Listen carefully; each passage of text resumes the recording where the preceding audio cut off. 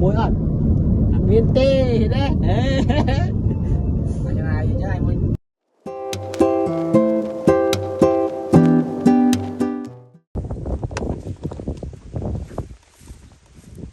cái này thêm dừng đây sầm lôn ok thằng Nhung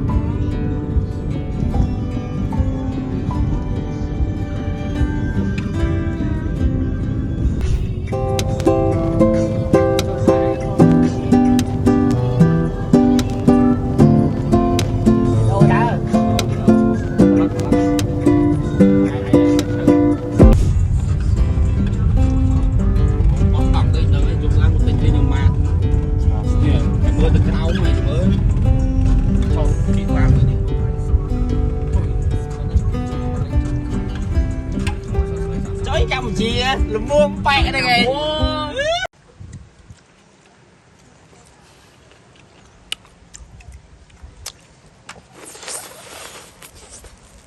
mama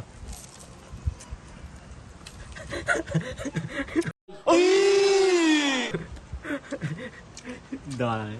muốn mùi bạn không lại mày để mùi mấy mẹ mơ view ạ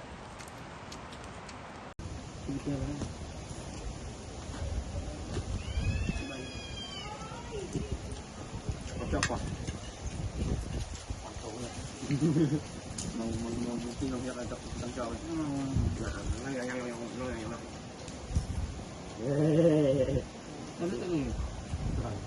tập đi này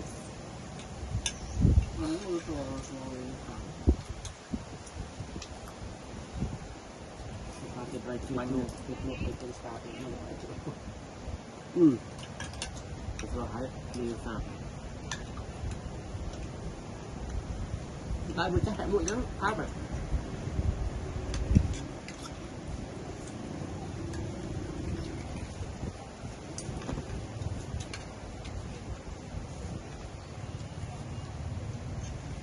đặt mình đặt mình cái gì rồi một đứa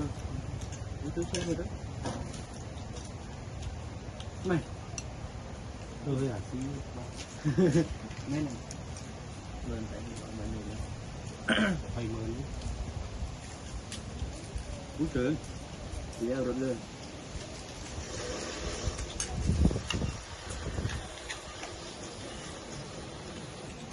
tăng không bằng rồi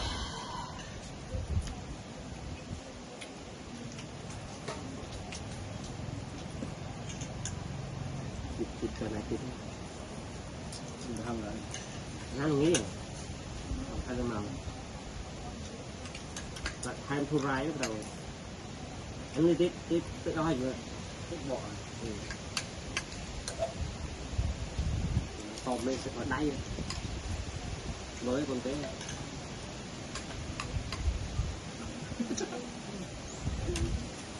rất bàn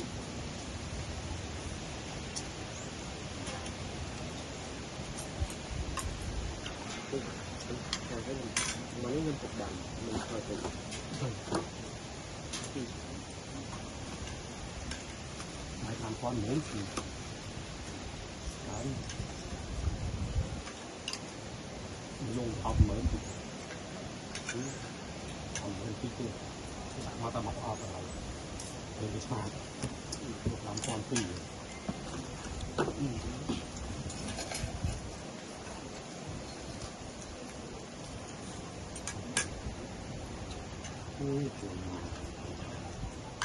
anh cái gì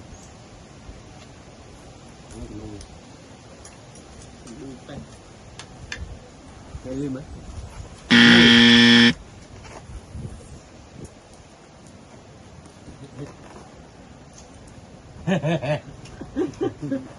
ui làm pha nhưng khi xin bái là có đấy nó hoa đấy nó wow mà sao doang lên một băng rồi vậy phạt hoa cơn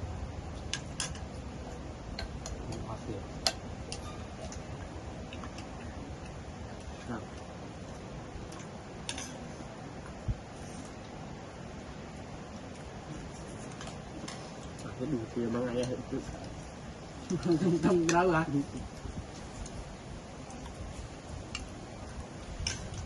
mấy con ấy có thật đấy rồi anh tìm con đó cái này chỉ rất là con có khó bây giờ đặt từ Việt Nam đấy về khó giống ơi anh chơi nhớ na tôi tham tôi brand đó một loạt bài lần đầu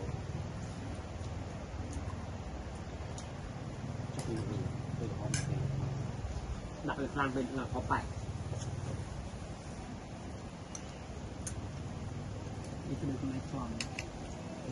người ta nói là lại nó đâu vậy còn bài dương tích tích đi dương mấy dương nhưng mà ở đây anh dây mua đây lại về làm đi mà câu vào đây không chạy có cái một khẽ giờ này chắc không sẽ học được với đọ co với nó tôi này tại vì đấy đò là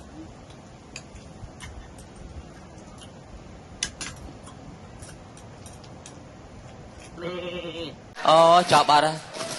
chào bà đây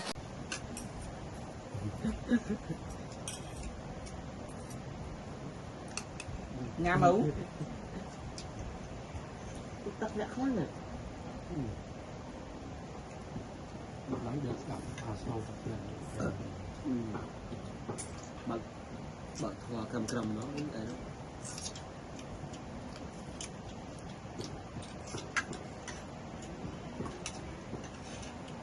cái chỗ anh đoàn như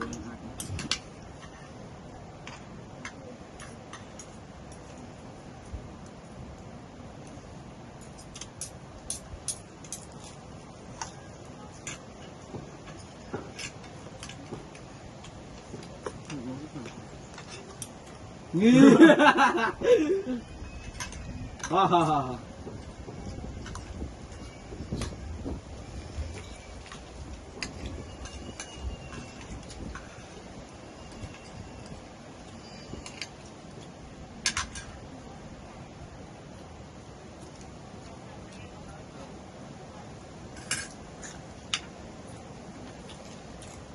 cô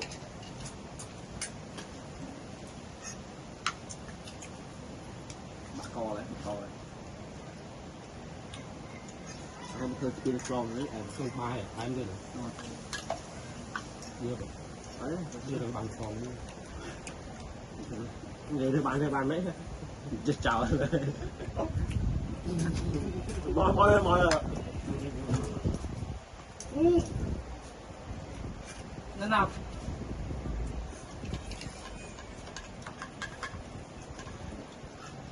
lắm Thôi. mấy xong coi chơi là một ảo lắm các bạn Phim quan phải nói. lu có biết đừng vô mình là nó không mình từ chính thì đấy bài hài này Mình nhìn rằng xí trụ không đâu này, hai cái mạch. Người này nhảy tôi trên ngồi lấy.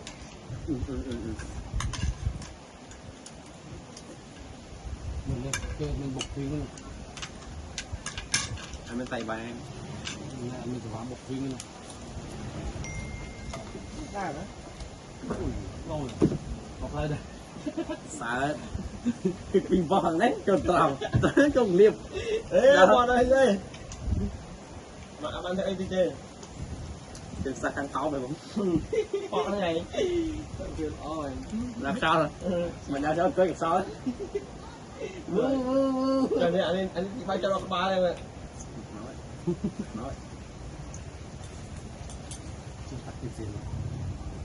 Anh bốc thêm nói rồi. bồn lại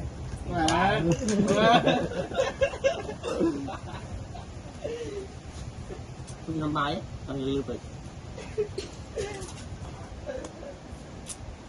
Kê mà. Kê mà.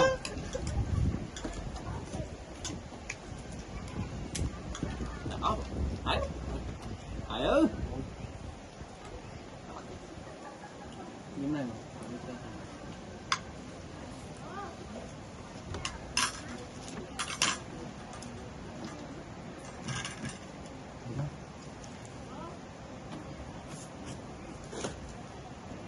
Anh tự. quý tờ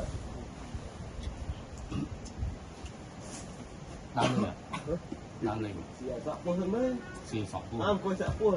Sao đi mệt đấy. tôi coi trên Âu thì tôi nhìn vào Chị gái. Aiทำไมมันจะเป็นปอดสาขาวทำไมมันจะเนี่ย ai cũng xanh cái đừng mày ơi bây giờ chụp ảnh bài ở đây thì bài chụp đây chụp ảnh rồi em còn bà đây kia làm sao lại trời ra ngồi bằng gì vậy Petro dạ chúng chơi chơi rồi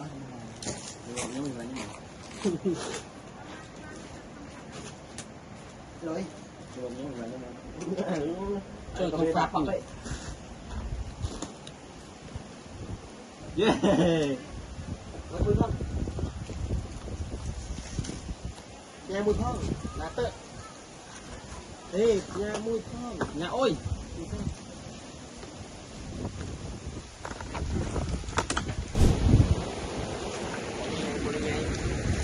Hãy subscribe cho kênh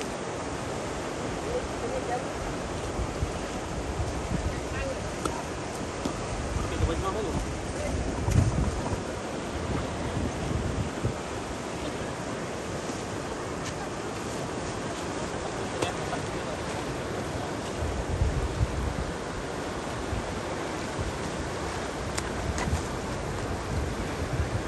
dẫn con mình nữa đây lại cũng tập trung nữa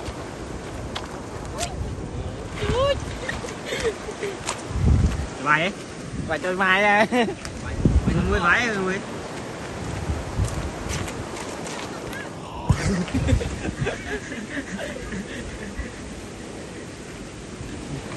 rồi trong lớp này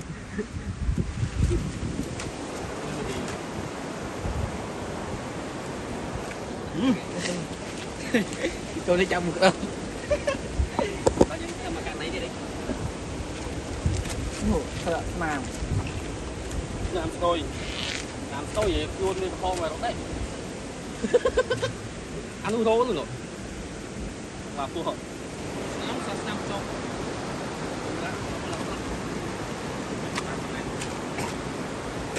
đây có hôm rồi có xong ai đấy mà tao là cũng mua vậy lại là nôm rồi không ta chỉ cái từ cái này với con anh bé khao đang tới đi ta lên chứ khao đang tàu khao đúng không khao lên đang lên rồi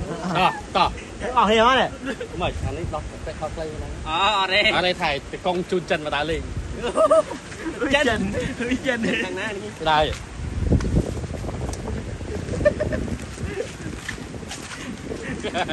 chân đây pe chân ông pe ông pe cho tiền mò ra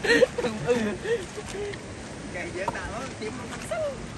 cái số sườn vậy tôi có cho cái coi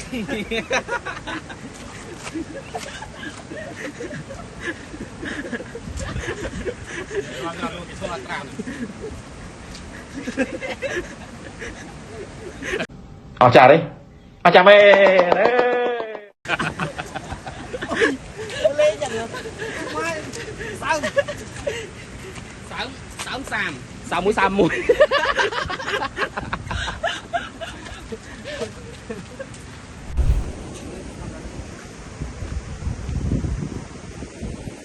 thì hơi một buồn này chả nói nhỉ ấy tên này mình chơi được tiền nông chơi được tiền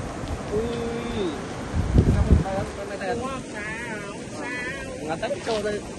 đây này miền này lên miền này lên miền ôn lên là gặp lại ai sao để tha từ tật trời sao đấy là món miền tây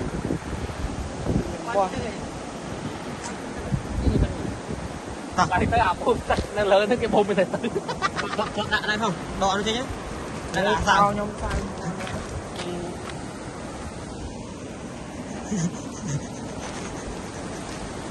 riêng lên như cơ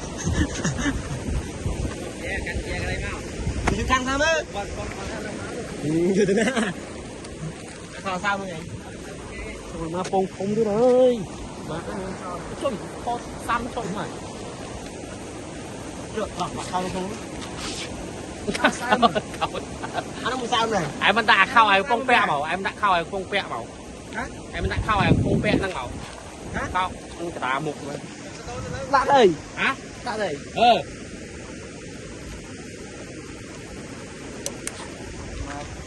chiếc chia cho em nào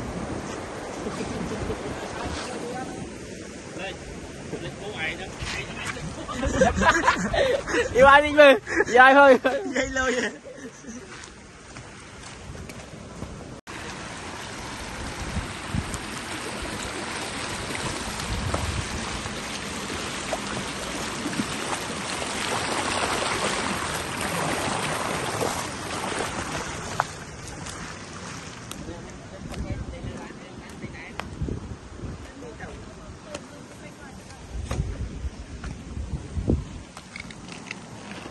sắp nhau một đăng này mình số anh chẳng em số bộ vậy sai thôi rồi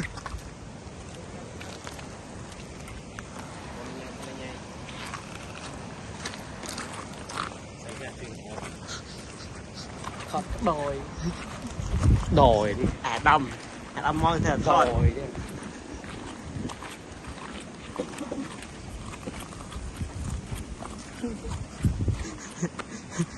hơi lắm mày